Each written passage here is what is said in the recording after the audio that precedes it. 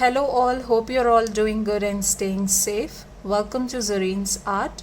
So today we are back with another step-by-step instructions on how to create a pattern. So we'll be creating this pattern today. So this I have done on the grid sheet of my self-published book called The Patterns. So the Patterns book is all about creating patterns or to know more about pattern making.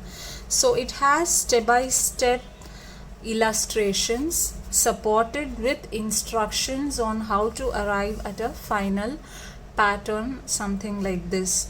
So it starts with simple patterns to creating advanced patterns, something like this. So this book is all you need to learn about pattern formation. So I've taken the grid sheet from this book for creating the pattern.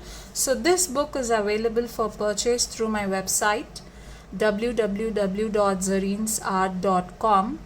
I'll post the link in the description below. So if you're interested in purchasing the book, kindly head over to my website. There are 3 other books that has been published by me: the Mandala Guidebook, the Mandala Pattern Book, and the Mandala Journal. So if you're more interested to know about the books, then kindly head over to my website.